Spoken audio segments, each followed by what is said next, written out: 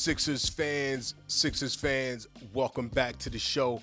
I'm your host, Lawrence Arnell, and this is Sixers City, where we talk Sixers basketball. Today, I wanted to touch on the most recent personnel acquisition the Sixers have made.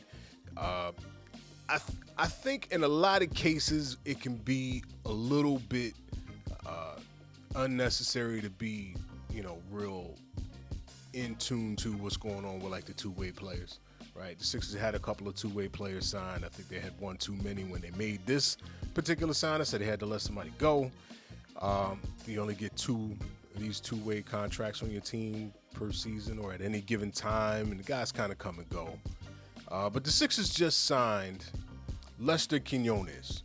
Lester Quinones from the Golden State Warriors.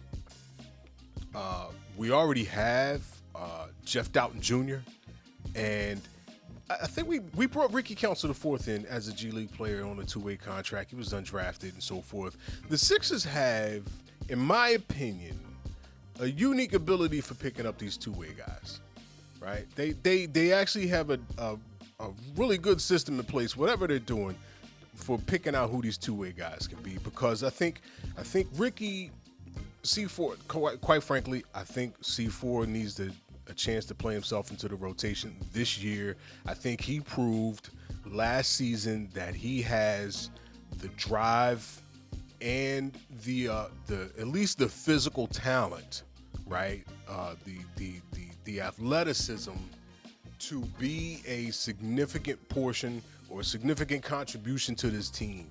He seems to have, in this year in the Summer League, he really looked like he'd been working on his jump shot here in the offseason. Summing up with the few highlights we've seen of him, Ricky looks like he's worked on his jump shot and he's working on the parts of his game that can make him a more impactful player. Jeff Doughton Jr. sounds like a NASCAR driver more than an NBA player. Like when I hear Jeff Doughton Jr., I don't think NBA. I think Daytona 500. But all that said, Jeff Doughton Jr. seems to have a unique level of composure about him. Something about him when he's on the floor, like in comparison to a lot of other like two-way guys, Jeff Doughton really strikes me as a guy who kind of has his head on his shoulders and is ready to make the right play, make good decisions. And I think it was a good idea to keep him when it came down to only having these two-way positions available. I think that was a good choice. I know Nick Nurse likes him. They have some history with the Raptors, but we just picked up Lester Quinones. Lester Quinones is a different sort of player than we usually have here. The Golden State Warriors tend to play with a lot more off-ball motion. Guys are shooting around. We don't do a lot of that on this team because we've been playing with Joel Embiid as the center of our solar system here, right? And basically, we need the floor spaced out for Joel to be able to do what he's got to do, either down low or from the nail or whatever the case may be.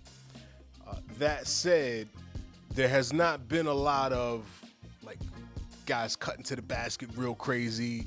And that's the kind of thing that's going to get better and we'll see more of because Joel has become a little bit better of a facilitator. We saw him doing his best playmaking last year. He was doing a significantly improved job of finding the cutter and passing out of the double teams last year. And I think a guy like Lester Quinones, if he can play himself into the rotation, if he can get a few chances during the regular season to actually get on the floor in decent minutes, like minutes with Joel, we're going to find that this guy is capable of making the cuts and playing off screens and getting the open shots. He's actually a pretty decent player. Last year,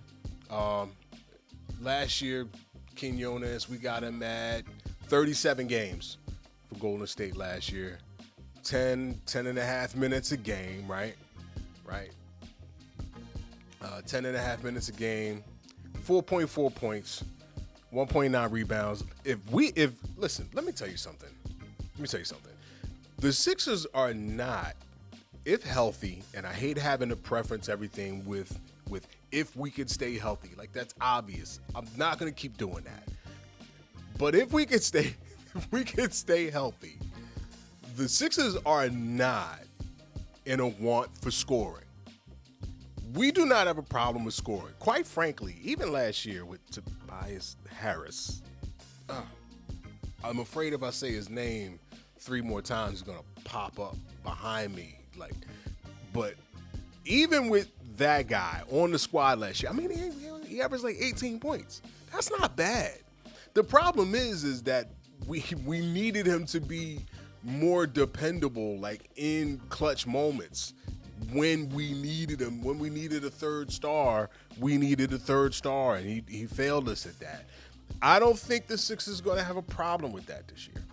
The Sixers have 3 legitimate scoring options, and even if one of those guys get hurt, we still have 2 significant scoring options in Tyrese and Paul George. So we can even afford to lose one of those guys for a little while, or to get them some rest, or to try to prevent injuries. But we're not in a want for scoring, right? If we could get just one of these other guys, right? Gershon Yabusele, right? Reggie Jackson, Jared, what's his name? The TikTok kid, right? Andre Drummond, right? If just one of these guys can actually put up a decent number of shots and score some points and make themselves just the tiniest bit of Kelly Oubre is a scoring threat, right? If we could just get one of these other guys to be a consistent scoring threat, to balance out when 3 guys either needs to be off the floor or out for a game. If we could just find one more legitimate scoring threat, quite frankly, a guy like Lester Quinones only needs to give us 4 or 6 points a night. If he could give us 5 points a night, right? If he can drop a 3, right, per game, he makes himself a spacing threat, and he will contribute more greatly than anybody could have possibly imagined. My biggest prediction for this year is that Ricky Council IV, former two-way guy, Ricky Council IV breaks out this year. I think Ricky's going to play himself into the rotation. I think he's going to play himself into the rotation and prove himself our heart, right? Joel is the franchise. Tyrese is the smile, and I think C4 is going to be the heart. I think he's going to step up and prove to be that grit player that this team has needed for a very, very long time. We have not had a leave it all on the floor suicide player since Allen Iverson on this team. There's nobody. I have not watched the Sixers game and thought to myself, that dude is willing to die for this squad since Allen Iverson. And I think Ricky Council IV is the closest thing we've had to that. Tyrese Maxey sometimes looks like it, but that's because he ain't got no breaks. But all that said, shout out to Lester Quinones for signing to the Sixers. Y'all hit me up in the comments. Let me know what y'all think. I think that if he gets a chance, right, if he gets a legitimate chance, he could prove beneficial, because that cut into the basket, the off-ball style of play that we see a lot of in Golden State, could be beneficial here. I think it could work here because Joel is a much more willing and capable passer than he used to be. We saw that last year, and I think we can actually take that and turn it up a notch this year. It would be really dope to see, and it's nice to see the Sixers just making good decisions, man. This has been the most positive offseason I have witnessed as a Sixers fan, and I think we're in good shape. We are still just a couple weeks away from the start of the season, and I want y'all to experience it with me. So hit the like button, hit the subscribe button, and do yourself a favor. Get close to God, and whatever you do, do good first. Peace.